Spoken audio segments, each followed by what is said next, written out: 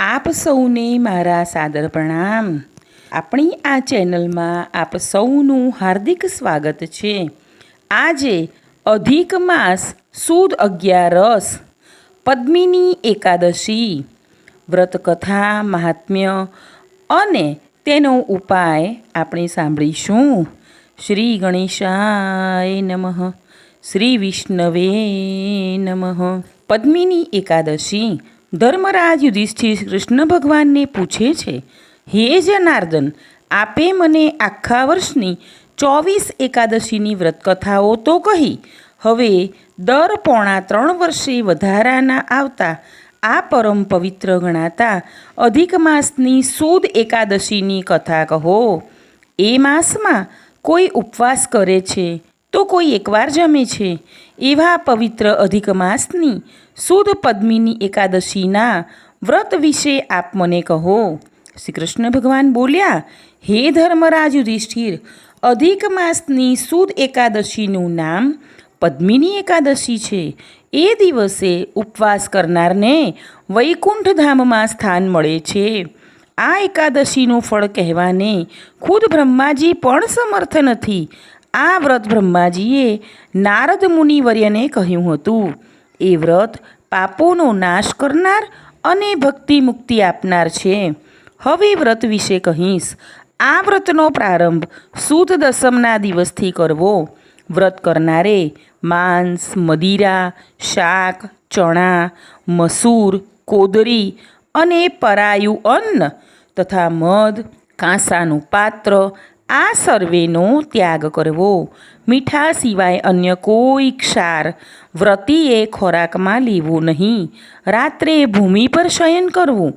બ્રહ્મચર્યનું પાલન કરવું. વ્રત કરનારે સુદ એકાદશીએ પ્રાતઃકાળે વહેલા ઉઠીને સ્નાન સંધ્યાથી પરવારીને સ્વચ્છ વસ્ત્રો પહેરીને માટી તથા આંબળા વગેરેથી ભગવાન શ્રી વિષ્ણુની પૂજા કરવી. રાધા કૃષ્ણની પૂજા કરવી. ઉપવાસ કરીને કથાનું શ્રવણ કરવું. ભગવાનને માટી એટલા માટે ચડાવવી કે ભગવાને વરાહ અવતારમાં માટી ધારણ કરી છે. ગાયનું છાણ અને મૂત્ર અતિ પવિત્ર છે, તેટલા માટે સ્નાન કરતી વેળા વ્રતધારીએ તે લેવું. આંબળા એટલા માટે શરીરે ચોળવા, કારણ કે તે બ્રહ્મદેવના થૂંકમાંથી ઉત્પન્ન થઈને ત્રિલોકને પવિત્ર કરનાર છે. સ્નાન કરતી વેળાએ ગંગા મૈયાનું ધ્યાન ધરવું. પછી ભગવાનની પૂજા કરવી. તાંબાના યા માટીના ઘડાને વસ્ત્રાભૂષણોથી શણગારીને એમાં સુવાસિત પદાર્થો નાખીને તેના પર સોના, ચાંદી કે તાંબાનું વાસણ, લોટો મૂકીને તેમાં દેવની મૂર્તિનું સ્થાપન કરવું. પછી ધૂપ, દીપ, ફૂલો વગેરેથી એનું પૂજન કરવું. એ દિવસે પાપી માણસો સાથે બોલવું નહીં, સત્ય જ બોલવું. સદાચાર પાળવો. ગુરુ યા બ્રાહ્મણ કે આચાર્યની નિંદા ન કરવી. શક્ય હોય તો નિર્જળા એકાદશી જ કરવી. ન જ બને તો ગાયનું દૂધ પીને કરવી. રાત્રે દેવ મંદિરમાં જાગરણ કરવું.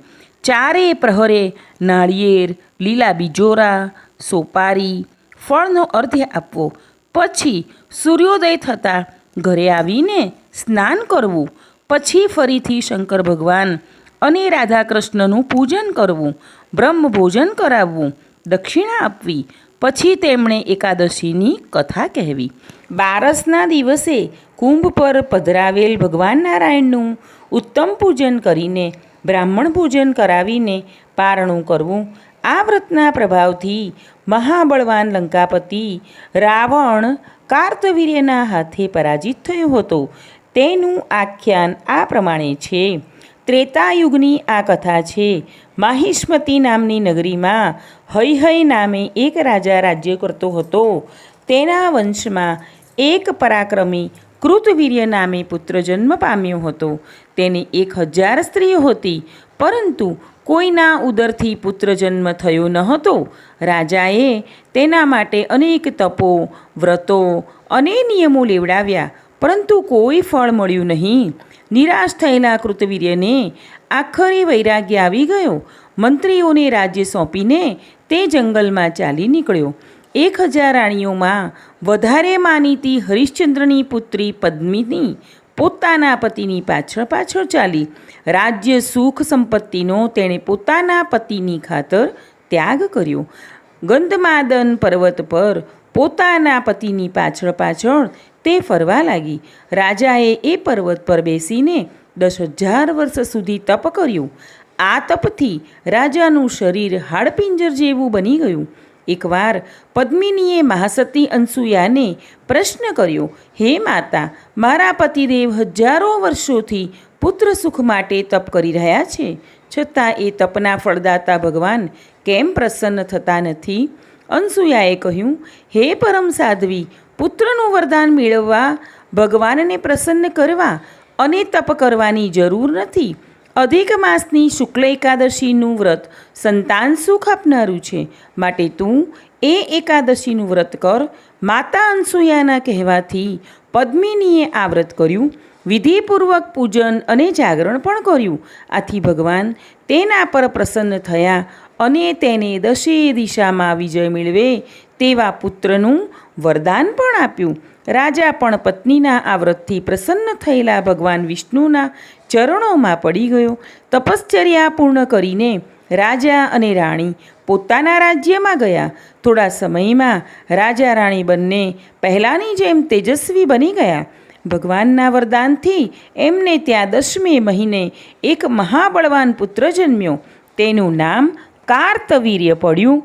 એ કાર્તવીર્યે મહાપરાક્રમશાળી રાવણને પણ કેદ કર્યો હતો.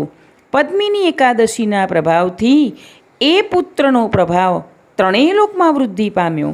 જેને ત્યાં સંતાન સુખ ન હોય તેવાઓએ પુત્ર, ધન કે યશની ઈચ્છાવાળાઓએ આ એકાદશીનું વ્રત અવશ્ય કરવું.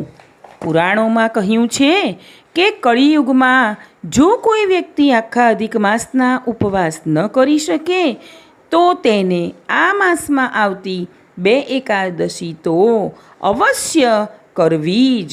તે દિવસે ઉપવાસ કરવો, દાન, પુણ્ય, જપ, તપ અને શ્રી કૃષ્ણનું સંકીર્તન ખાસ કરવું. પુરુષોત્તમ ભગવાનની જય.